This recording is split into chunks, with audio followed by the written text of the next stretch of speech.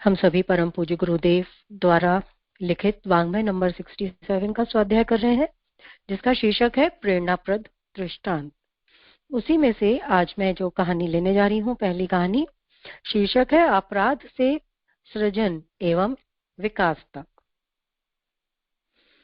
पश्चिम Germany के एक नगर में किशोर वय एक लड़का रोजगार की तलाश में भटक रहा था। सुस्त सा लगने और कृशकाय होने के कारण किसी ने उसे अपने यहाँ नौकर नहीं रखा। उसकी कार्य क्षमता को परखने की बात तो दूर, देखते ही उसको टरका दिया जाता था, उसको भगा दिया जाता था, क्योंकि एक तो वो सुस्त सा था और पतला दुबला सा। ये लगता होगा कि कैसे काम करेगा। इसी प्रकार तलाश करते करते वो एक मोटर कंपनी के मालिक से मिला। वह कंपनी अवैध धंधों के कारण बड़ी बदनाम थी, पर मालिक दिखने में सीधा साधा लगता था। उसने पूछा, तुम्हें मालूम है हमारी कंपनी बहुत बदनाम है, कोई हमारे यहाँ काम करने को भी तैयार नहीं होता। देखो ना, कितने दिनों से यहाँ की झाड़ू तक नहीं लगी है। हमारे यहाँ कोई काम करना नहीं चाहता, हमारी कंपनी बड़ी बदनाम है और यहाँ पर कोई आना नहीं चाहता। इतने दिनों से यहाँ पे सफाई तक नहीं हुई है। ऐसा उस कंपनी के मालिक ने उस लड़के से कहा। वो लड़का बोला, मुझे मालूम है, जिसका नाम था जाइगेर। उस लड़के का नाम था जाइगेर। परंतु मैं अपना काम ईमानदारी से करूंगा, सांच को आंच क्या। ठीक है, तो काम तुम्हें दिखाई दे रहा है, जो काम तुम्हें दिखाई दे रहा है पहले वो ही करके दिखाओ, कंपनी के मालिक ने उस लड़के से कहा। सुस्त जाइगेर ने तुरंत झाड़ू उठाई और एक दोपहरी में ही कंपनी की इमारत सफाई के कारण चमक उठी। उसने तुरंत से झाड़ू उठाई और थोड़ी ही देर में वहां पे झाड़ू लगा के साफ सफाई कर दी, जिससे कि वो कंपनी वहां पर उनका चमकने लग गई। दुबले पतले जाइगेर की चुस्ती देखकर मालिक हतप्रभ रह गया। मालिक ने उसे अपने यहाँ पर नौकर रख लिया। उसका काम देख के खुश हो जाता है और उसको नौकरी पे रख लेता है। मोटर कंपनी बदनाम इस कारण थी कि वहां बहुत अपराधी किस्म के सजा याफ्ता लोग पहले से ही काम किया करते थे, इसलिए सफाई करने के काम की भी कोई हाँ नहीं करता था। जो वहां पे काम करने वाले थे सारे अपराधी थे और वहां पर सफाई का काम करने के लिए कभी भी कोई हामी नहीं भरता था। जाइगेर अपने काम को पूरी तन्मयता और लगन के साथ करता था। मालिक पर उसका रंग चढ़ने लगा। दिनों दिन उसके बढ़ते प्रभाव के कारण पुराने कर्मचारियों में जलन पैदा होना स्वाभाविक थी। जब वो काम करने लग गया, मालिक थोड़ा खुश हो गया उससे, तो जो पुराने कर्मचारी थे उससे जलने लगे। एक दिन क्या हुआ, एक दिन उन्होंने मोटर का कोई कीमती पुर्जा जाइगेर के निवास के पीछे वाली कोठरी में छिपा दिया और बड़ा शोर शराबा मचाया। एक बहुत ही कीमती कोई सा पुर्जा उसके घर के पीछे कोठरी में छुपा दिया और खूब हल्ला मचाते हैं। कर्मचारियों की चाल सफल रही। जाइगर पर इल्जाम आ गया। सफाई करने वाला मजदूर अपनी क्या सफाई पेश करता, उसे सजा हो गई। सोचा था काजल की कोठरी में हम बेदाग ही निकलेंगे, परंतु भेड़ियों के झुंड में बकरी का क्या मूल्य। निरपराध होते हुए भी जाइगर को सजा मिल गई। इससे वो बड़ा दुखी हुआ। कैद से छूटने के बाद एक बदनाम जगह नौकरी और सजा पाया हुआ अपराधी होने के कारण उसे रोजगार मिलना और भी कठिन हो गया। जाइगेर आर्थिक तंगियों से त्रस्त हो उठा, भूख को मरने लगा। उसको कहीं नौकरी नहीं मिल रही थी, क्योंकि एक तो बदनाम जगह वो नौकरी कर रहा था, फिर ऊपर से उसके ऊपर चोरी का इल्जाम था। उसको कहीं भी नौकरी नहीं मिल रही थी और वो आर्थिक रूप से बहुत कमजोर हो गया था।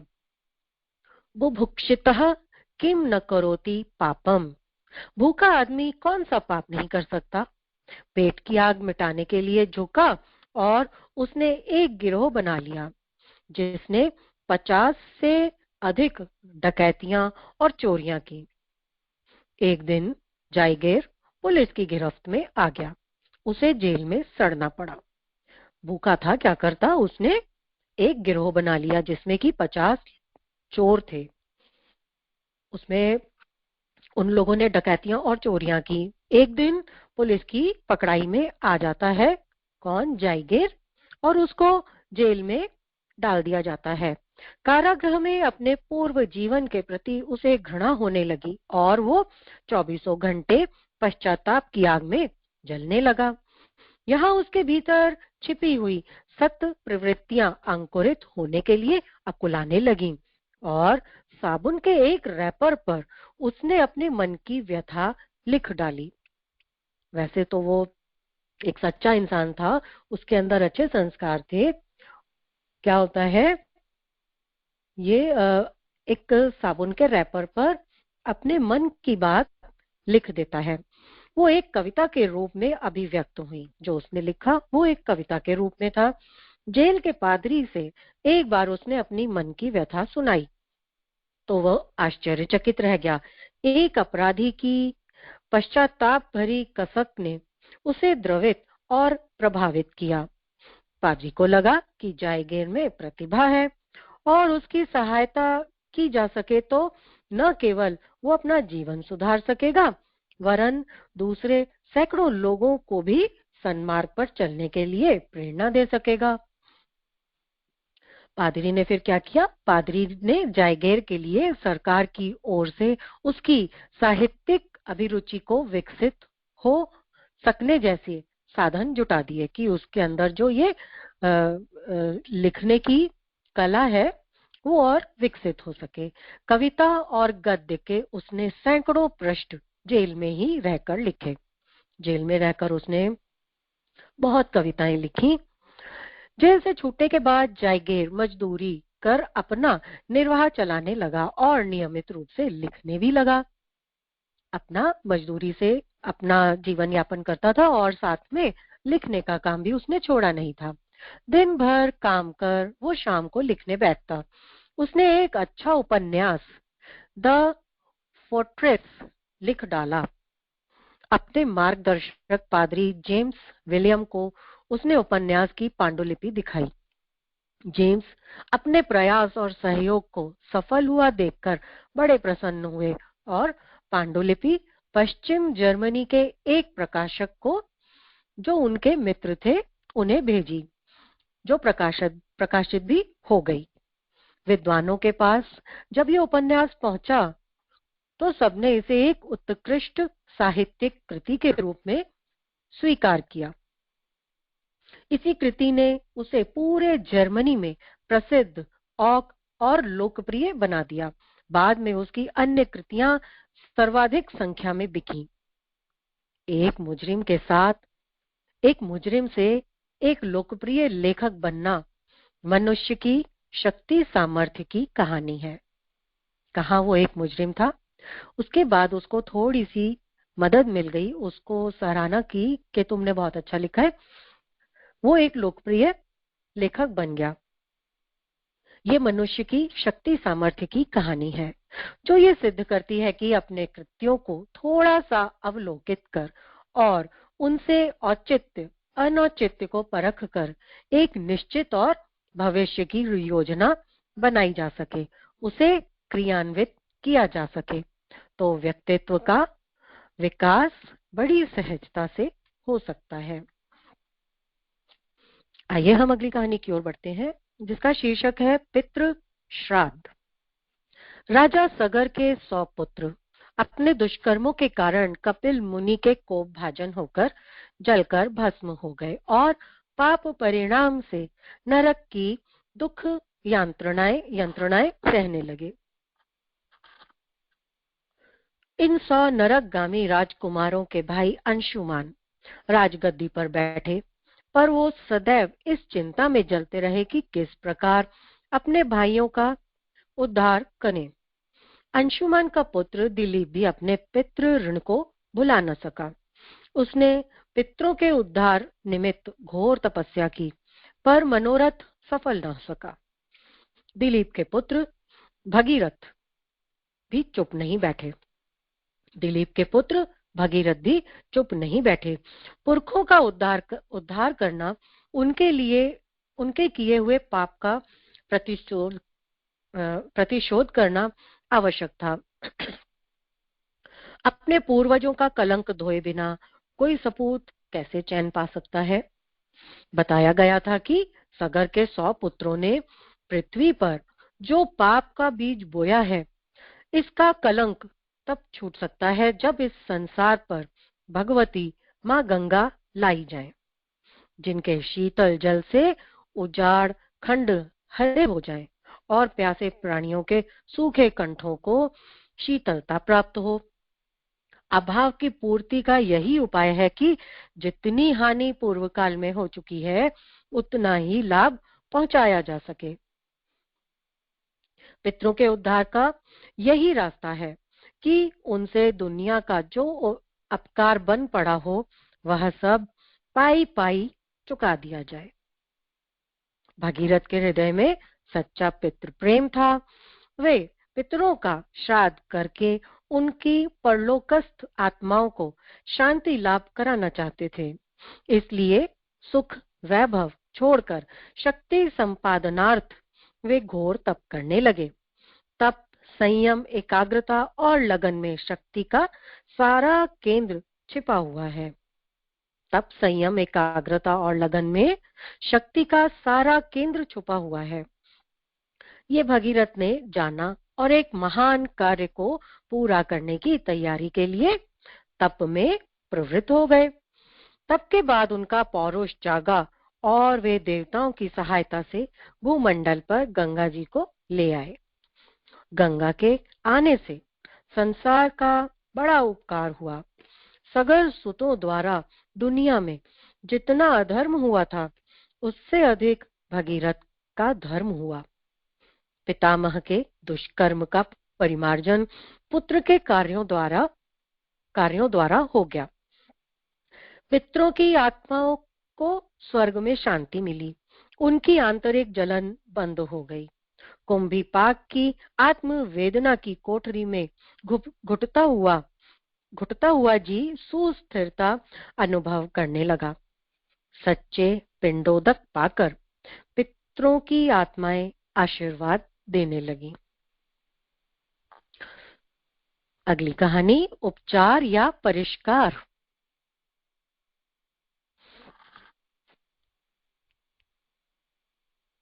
कोई मैसेज आया है?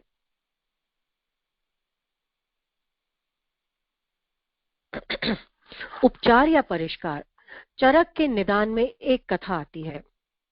महर्षि चरक द्वारा रचित उस महान ग्रंथ के प्रणेता पुनर्वसु अपने शोध प्रयासों के लिए सघन वनों में परिभ्रमण कर रहे थे। साथ में थे उनके शिष्य अग्निवेश। चलते चलते पुनर्वसु ने अंतरिक्ष की ओर देखा और किसी अप्रत्याशित आशंका से स्तब्ध होकर लंबी सांसें भरने लगे। खड़े ऐसे थे जैसे काठ मार गया हो। आंखें ऐसे फट रही थीं मानो कि किसी विभीषिका का दर्शन हो रहा हो। शिष्य अग्निवेश गुरुदेव के इस अकस्मात परिवर्तन को देखकर चिंतातुर हो चले। समाधान के लिए उसने साहस बटोर कर डरते कांपते प्रश्न किया, देव, क्या विग्रह उत्पन्न हुआ? क्या असमंजस सामने आया? पुनर्वसु ने लंबी सांस खींचते हुए कहा, मैं तो जन साधारण को स्वस्थ बनाने की बात सोचता था, पर होता इससे ठीक विपरीत है। देखता हूँ सर्वनाश की घटाएं घुमड़ी चली आ रही हैं। मनुष्य भयंकर विपत्ति में फंसेंगे। पंचतत्व देवता कुपित होंगे और विनाश की वर्षा करेंगे। प्रकृति विपर्य से अनेक संकट खड़े होंगे। औषधियां अपना प्रभाव छोड़ देंगी और जिस मनुष्य के लिए हम इतना प्रयत्न कर रहे हैं, वह स्वयं आत्मघात करेगा। यह भविष्य व्यथा मेरे अंतराल को विदीर्ण किए जा रही है। शिष्य अवाक सा रह गया। उसने फिर हिम्मत की और विनयावत होकर गुरुजी से पूछा, देव, आपने इतना महान ग्रंथ रच दिया, इतना शोध प्रयत्न करके जन साधारण के हाथ में अमृत कलश थमा दिया, फिर लोग क्यों रोगी पड़ेंगे, क्यों विपत्ति में फंसेंगे, और जो फंसेंगे वो क्यों नहीं उभरेंगे? पुनर्वसु की उद्विग्नता में तनिक भी कमी नहीं आई। वो बोले, जब अर्ध मन ही अधर मत होकर विपत्तियों को आमंत्रित करेगा तो बेचारा उपचार किस काम आएगा? औषधियां तो व्याधियों की रोकथाम भी करती हैं, मन के पतन पर उनका नियंत्रण नहीं है। कुमार पर चल पड़ने वाले को आत्महत्या से रोकने में उपचारों का क्या काम बनेगा? अग्निवेश का समाधान फिर भी नहीं हुआ। उन्होंने तीसरी बार फिर पूछा, गुरुदेव, मनुष्यों का अधर्माचरणों के लिए झुकाव किस कारण होता है और वो उसकी हानि को न समझते हुए क्यों उसे अपनाने लगते हैं? ऋषि बोले, तात, बुद्धि विपर्य मनुष्य का सबसे बड़ा दुर्भाग्य है। बुद्धि के भ्रमित और पतित होने पर सब उल्टा दिखता है। हानि में लाभ तथा लाभ में हानि देखने की विपन्नता उपज पड़ती है और जो करने योग्य है उसका परित्याग करने और न करने योग्य को करने की प्रवृत्ति उभरती है। जो नहीं करना है उसको करने का मन करता है और जहाँ लाभ है वहां पर हानि दिखाई देती है, जहाँ हानि है वहां लाभ दिखाई देता है। फलतः न केवल शारीरिक व्याधियां बढ़ती हैं वरन हर दिशा से विपत्तियां बरसती हैं। जब विनाश काल आता है तो दुर्बुद्धि का प्रकोप ही तूफान की तरह उतरता और जो कुछ श्रेष्ठ है उसे उजाड़ करके रख देता है। अगले दिनों मुझे ऐसी ही विपत्ति की संभावना आकाश में घुमड़ती हुई दिखाई दे रही है। शिष्य ने तथ्य को समझा और निराशग्रस्त होकर भूमि पर लौट गया। बोला, हाँ हाँ हंत, क्या हम लोगों की मनुष्य को सुखी देखने की आकांक्षा दिवा स्वप्न होकर ही रह जाएगी?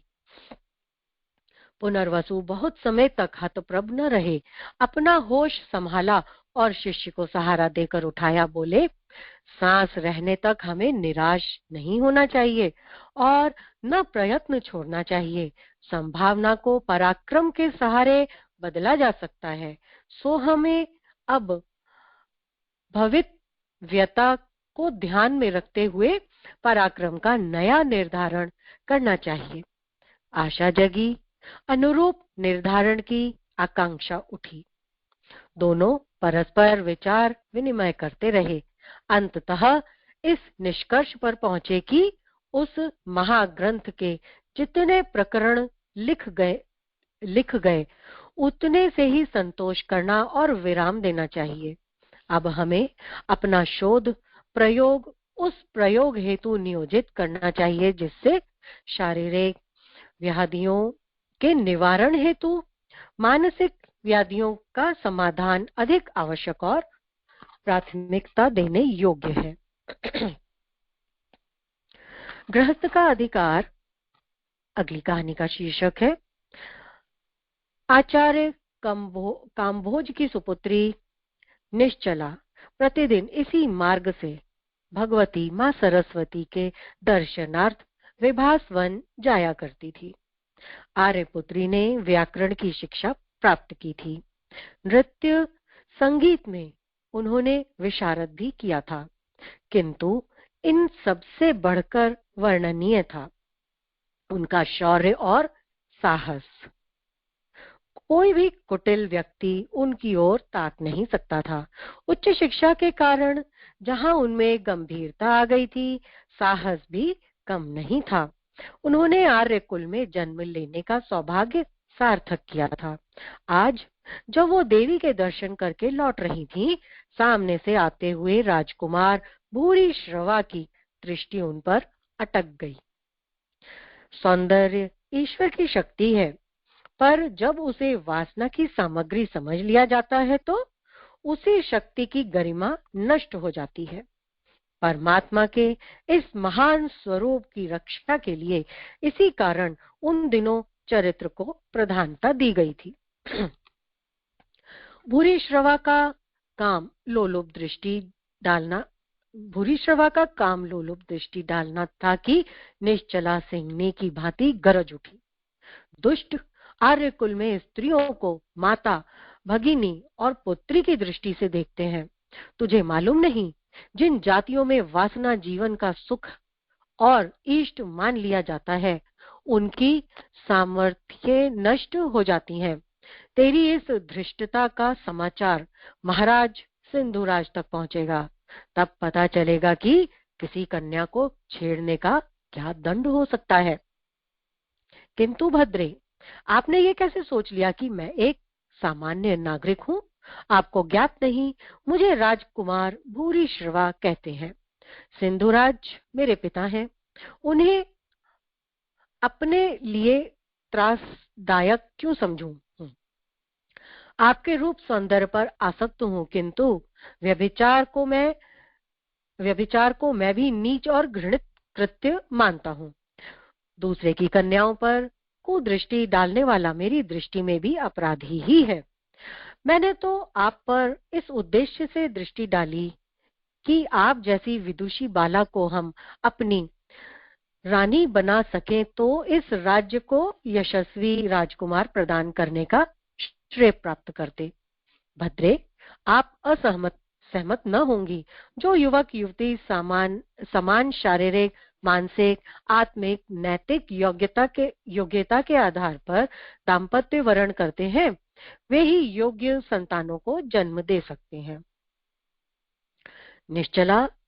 विचारशील निश्चला को भूरिश्रवा की बातें बहुत तथ्यपूर्ण जान पड़ी। उन्होंने एक क्षण विचार किया और फिर हंसकर बोली, आपका कथन सत्य है महोदय, किंतु हमारी योग्यताएं समान भी तो नहीं।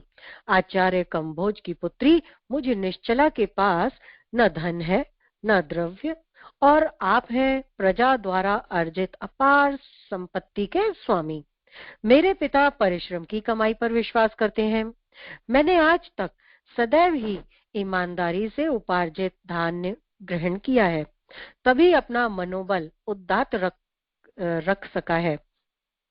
आप हमारे साथ परिश्रम का जीवन जी सकें, ऐसा आपके लिए कहाँ संभव है? भूरिश्रवा निश्चला के कथन पर बड़े प्रभावित हुए।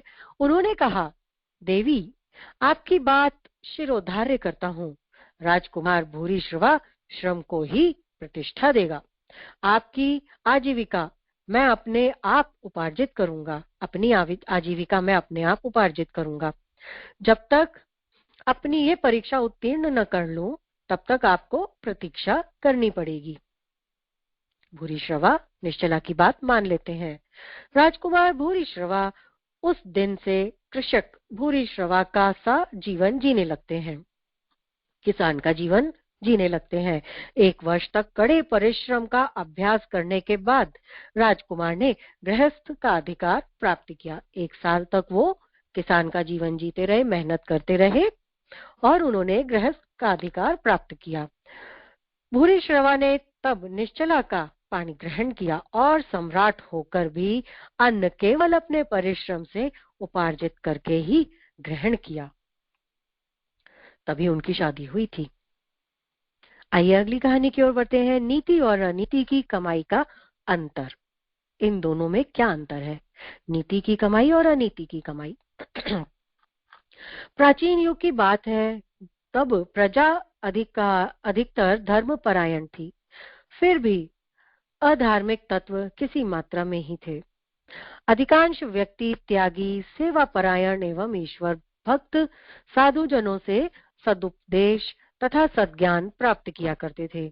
एक संत थे, वो जनता को धार्मिक उपदेश दिया करते थे, किंतु उन्होंने ये पढ़ा था शास्त्रों में, ज्ञान दान किसी प्रतिदान की आशा अथवा लाभ के बिना ही किया जाना चाहिए। ज्ञान दान किसी प्रतिदान की आशा या बिना किसी लाभ के ही किया जाना चाहिए, अन्यथा उसकी महत्ता कम हो जाती है। सो संत अपना निर्वाह टोपियां सीकर बेचकर किया करते थे। नित्य के व्यय के पश्चात 1 पैसे की बचत भी हो जाती थी, जिसे वो दान कर दिया करते थे। उन्होंने क्या पढ़ा था कि ज्ञान का दान बिना किसी लाभ के किया जाना चाहिए, कि इसमें क्या मेरा कोई लाभ हो रहा है। अगर ऐसे किया जाएगा तो उसका महत्व कम हो जाएगा। तो वो क्या करते थे, संत टोपी सीते थे और उनको बेचकर अपना काम चलाया करते थे, और उसमें जो पैसा बच जाता था वो दान कर दिया करते थे। उसी नगर के एक प्रतिष्ठित सेठ जी संत का प्रवचन सुना करते थे तथा उनकी गतिविधियों को निकट से देखा भी करते थे। उन्होंने देखा कि साधु जी नित्य 1 पैसे का दान करते हैं। क्या देखा कि साधु जो है वो रोज का 1 पैसे का दान करते हैं। उन्हें भी दान करने की प्रेरणा मिली और उन्होंने भी उस दिन से धर्म खाते में से एक निश्चित मात्रा में धन निकालना प्रारंभ कर दिया। संत को देखते देखते सेठ जी ने भी 1 पैसा दान के लिए निकालना शुरू कर दिया। जब राशि 500 रुपए हो गई तब वो उसे लेकर संत के पास पहुंचे। मैंने धर्म खाते से निकाली हुई ये राशि एकत्र की है, अब मैं इसका क्या करूं? संत ने सहज भाव से कहा, जिसे तुम दीनहीन समझते हो ये उसको तुम दान कर दो। सेठ जी गए। उन्होंने देखा कि दुबला पतला भूख से पीड़ित अंधा मनुष्य जा रहा है। उन्होंने उसे 100 रुपए देकर कहा, सूरदास जी, आप इन रुपयों से भोजन, वस्त्र तथा अन्य आवश्यक वस्तुएं ले लेना। अंधा आशीर्वाद देता हुआ चला गया, किंतु सेठ जी को न जाने क्या सूझा कि वो उसके पीछे पीछे चल दिए। उन्होंने देखा कि आगे जाकर उस अंधे ने उन रुपयों से खूब मांस खरीद कर खाया, शराब पी और जुए के अड्डे पर जाकर जुए के दाव में सारे रुपए हार गया। नशा चढ़ा और वो सब रुपए हार गया। तब जुए के अड्डे वालों ने उसे धक्के दे देकर वहां से बाहर निकाल दिया। सेठ जी को बड़ी ग्लानि हुई। एक क्षण के लिए दान और धर्म से विश्वास हट गया, पर फिर वो साधु के पास गए और उन्हें सब कुछ जो बीता था वो कह सुनाया। संत मन ही मन मुस्कुराए और उसे अपना बचाया हुआ 1 पैसा देकर बोले, आज इसे किसी आवश्यकता वाले को देना और कल अपनी बात का उत्तर ले जाना। 1 रुपया दिया कि ये किसी बहुत जरूरतमंद हो उसे ही देना, और कल तुम्हें तुम्हारी इस बात का मैं उत्तर दूंगा। सेठ जी ने आगे चलकर एक दीन दरिद्र व्यक्ति को वो पैसा दे दिया और छुपकर उसके पीछे चल पड़ा। वो व्यक्ति थोड़ी दूर गया, उसने अपनी झोली में से एक चिड़िया निकालकर उड़ा दी। 1 पैसे के चने खरीदे और उन्हें खाकर तृप्त होकर प्रसन्न होता हुआ आगे चला गया। सेठ जी ने उससे पूछा कि उसने ऐसा क्यों किया। तब वो व्यक्ति बोला, मैं कई दिन से भूखा था, कुछ न पाकर ये चिड़िया पकड़कर लाया था कि इसको भूनकर खा लूंगा, किंतु अब आपने 1 पैसा दे दिया तो अब प्राणी की हत्या क्यों करूं? इतना अन्न मिल गया, क्या ये संतोष की बात नहीं है? सेठ जी ने ये घटना भी संत को सुनाई और दोनों घटनाओं का अंतर पूछा। पहली घटना जिसमें उन्होंने दुबले पतले आदमी को पैसे दिए थे और उसने क्या किया था, जुए में हार गया था, खूब मांस मदिरा पान किया था। दूसरा दूसरा उन्होंने एक दरिद्र को पैसा दिया जिसमें कि वो चिड़िया को उड़ा देता है और बाकी से कुछ खाने पीने की चीज खा लेता है। इन दोनों घटनाओं का अंतर वो सेठ जी जो है संत के पास जाके पूछते हैं। तो संत बोले, वत्स, महत्ता केवल देने भर की नहीं होती, हमने जो धन दान में दिया है वह किन साधनों द्वारा प्राप्त किया है, इसकी भी भावना उस धन के साथ जुड़ जाती है। तुम्हारा अनीति पूर्वक बिना परिश्रम के कमाया गया धन पाकर प्राप्तकर्ता ने 100 रुपए भी अनीति के कार्यों में लगाए। तुम्हारा धन उसने पाकर जो भी पैसे तुमने दिए थे अनीति के काम में लगाए, अतः तुम्हें उस उपयोगकर्ता के अनुरूप पाप ही लगेगा और मेरा 1 पैसा परिश्रम से कमाया हुआ, अतः जिसके पास गया उसके द्वारा सद्बुद्धि पूर्वक ही व्यय किया गया। सेठ जी की समझ में तथ्य आ गया था और उस दिन से ही उन्होंने व्यापार पूरी ईमानदारी के साथ करना प्रारंभ कर दिया। अगली कहानी की ओर बढ़ते हैं। धन नहीं, धन का संग्रह पाप है।